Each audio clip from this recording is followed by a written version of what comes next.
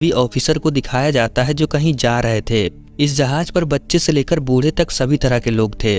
वो जहाज जैसे ही कुछ दूर जाता है तभी एक जोरदार धमाका होता है जिसमें जहाज पर मौजूद 90% लोग मारे जाते हैं।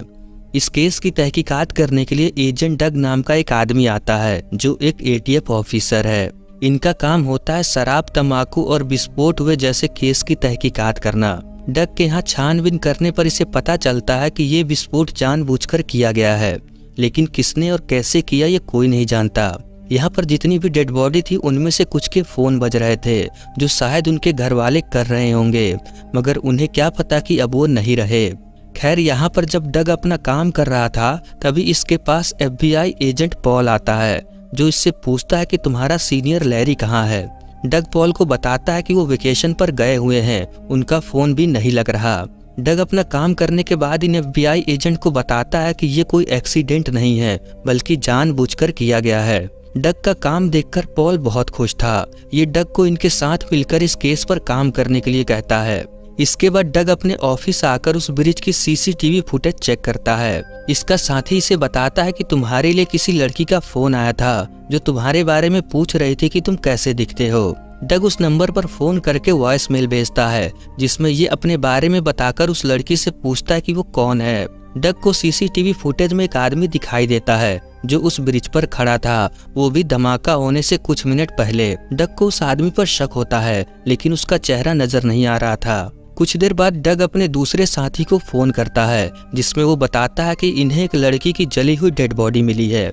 हैरानी की बात यह है कि वो लड़की ब्लास्ट होने से पहले ही जलकर मर गई थी, लेकिन ये कैसे हो सकता था। डग तुरंत उस लड़की के पास पहुंचता है। इस लड़की का नाम क्लेयर है। यहाँ पर डग को पता चलता है कि किसी ने जानबूझकर इस लड़की को जलाकर उस ब्लास्ट होने वाली जगह पर फेंक दिया, जैसे उसे पहले से ही पता हो कि यहाँ पर ब्लास्ट होने वाला है। इसके बाद ये क्लियर के डैड से मिलने पहुंचता है। पूछताछ पर वो बताते हैं कि क्लियर का एक बॉयफ्रेंड था, लेकिन वो दोनों किसी कारण अलग हो गए। और एक बात, क्लियर अपनी गाड़ी बेचना चाहती थी और अभी उसकी गाड़ी घर पर नहीं है। डग के लिए इतनी जानकारी काफी थी। ये इनसे क्लियर की घर की चाबी लेकर उसके घर पहुंचता है। यहाँ पर डग देखता है कि घर में खून के निशान थे और ऐसा लगता है कि किसी को चोट भी लगी थी जिसका इलाज भी किया गया था। फ्रिज पर यू कैन सेव हर लिखा था जिसका मतलब होता है तुम उसे बचा सकते हो। फिर डग क्लियर के फोन का वॉइस मेल सुनने लगता है जिसमें क्लियर के डैड और उसकी सहेली का मैसेज था। डग आखिरी मैसेज सुनकर हैरान हो जाता है क्योंकि वो मैसेज इसी का था। इसका मतलब जिस लड़की ने इसको फोन करके इसके बारे में पूछा था वो यही लड़की थी। अब डग परेशान होने लगता है कि आखिर क्लियर ने मरने से पहले इसको क्यों फोन किया था। खैर, ये सब तो हमें आगे पता चलेगा। इसके बाद डग FBI के पास आकर जो भी इसने पता लगाया था सब कुछ उन्हें बता देता है। जब वो यहाँ से जा रहा था तभी ये अपने पार्टनर लैरी की गाड़ी देखता है। इसे लगता है कि लैरी यहीं पर है। पूछने पर वो इसे बताते हैं कि ये उन लोगों की गाड़ी है जो उस जहाज पर मौजूद थे, यानी कि इसका पार्टनर लैरी भी इस धमाके में मारा गया। ये जानकर डग को बहुत दुख होता है। कुछ देर बाद एजेंट पॉल डग को अपने सीक्रेट जगह पर लेकर आता है। ये डग को बताते हैं कि इनके पास एक ऐसा डिवाइस है जिससे ये कहीं भी देख सकते हैं। इनका कनेक्शन सीधे सैटेलाइट से होकर आता है। इस प्रोग्राम का नाम स्नो वाइट है। डग बहुत हैरान था कि ऐसा कुछ भी FBI के पास होता है और ये बात इसे अब पता चल रही है। ये पॉल से कहता है कि आप लोग ये पुरानी वीडियो देखना बंद करो और सीधा उस दिन की वीडियो चलाओ जब धमाका हुआ था, जिस पर वो बताते हैं कि बस यही इस प्रोग्राम का वीक पॉइंट है। हम आज से 4 दिन पहले का ही वीडियो देख सकते हैं, वो भी एक बार। ना हम इसे पीछे कर सकते हैं और ना ही आगे, इसलिए हमें सिर्फ एक ही चांस मिलेगा उस बॉम्बर को पकड़ने का। इसलिए वो इन्हें बताया कि कहाँ देखना चाहिए। डग इन लोगों को क्लियर के घर को देखने को कहता है क्योंकि इसे पूरा यकीन था कि जिस आदमी ने क्लियर को जलाकर मारा है हो ना हो वही बॉम्बर है। इसके बाद ये लोग क्लियर की वीडियो देखने लगते हैं। इस टेक्नोलॉजी से घर के अंदर और दीवारों के आर पार भी देखा जा सकता था। ये लोग क्लियर की वीडियो देख ही रहे होते हैं कि तभी डग को इसके साथी ऑफिसर का फोन आता है जो इस वक्त क्लियर की घर की छानबीन कर रहा था।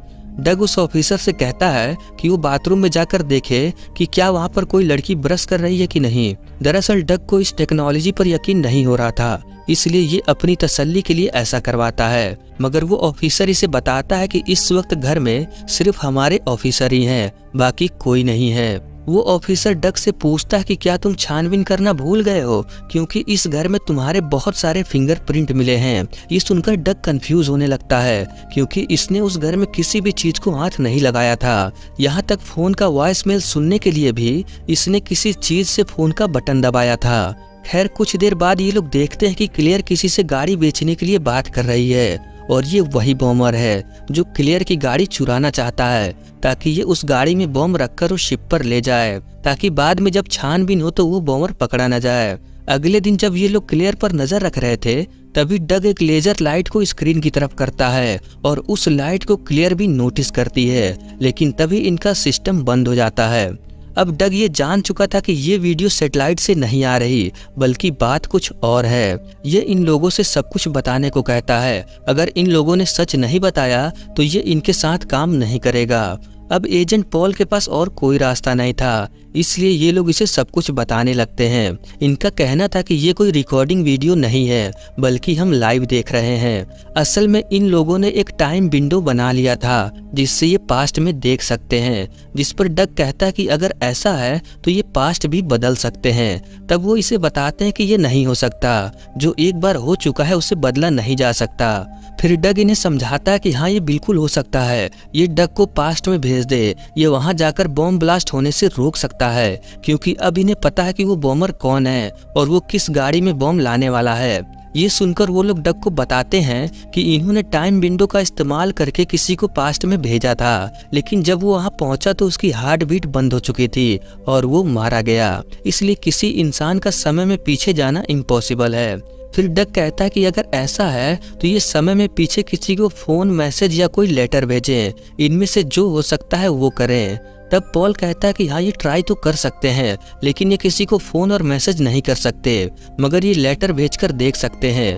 फिर क्या था, ये लेटर में उस बॉम्बर की डिटेल लिखकर डग को ही पास्ट में भेज देते हैं। लेकिन जब तक वो लेटर पहुंचता तब तक डग वहां से जा चुका था, और अब वो लेटर डग के पार्टनर लैरी को मिलता है। फिर लैरी अकेला ही उस बॉम्बर को पकड़ने के लिए पहुंचता है, लेकिन वो बॉम्बर जिसका नाम माइकल है, वो लैरी को गोली मारकर उसे अपनी गाड़ी में लेकर जाने लगता है।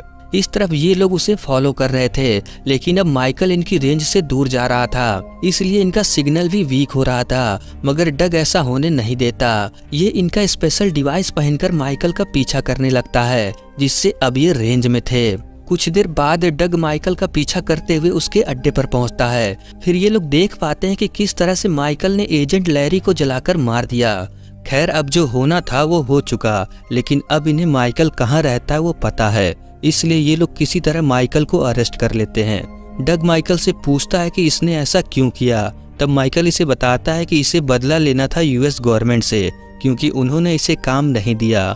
दरअसल माइकल ने यूएस के हर डिपार्टमेंट में काम करने की कोशिश किया, जैसे आर्मी, नेवी और भी कई जगह, लेकिन हर जगह से इसको निकाल दिया गया, क्योंकि उन लोगों का कहना था कि इसका दिमागी संतुलन ठीक नहीं है। इसलिए उसने इतने सारे ऑफिसर को मारा और ये आगे भी ऐसा ही करेगा।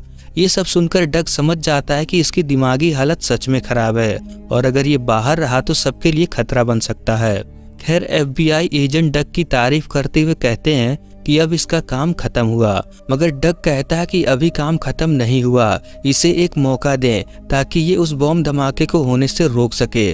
मगर ये करना इम्पॉसिबल था, इसलिए वो लोग इसे मना कर देते हैं। लेकिन डग हार नहीं मानता और ये उस जगह के एक ऑफिसर को फोन करके उससे मदद मांगता है, जिसका नाम एलेक्स है। एलेक्स उसकी बात मानकर जब सभी लोग चले जाते हैं तब उसे बुलाता है। एलेक्स डग को टाइम मशीन के पास लाकर इसको वार्निंग देता है कि ये करने में इसकी जान जा सकती है।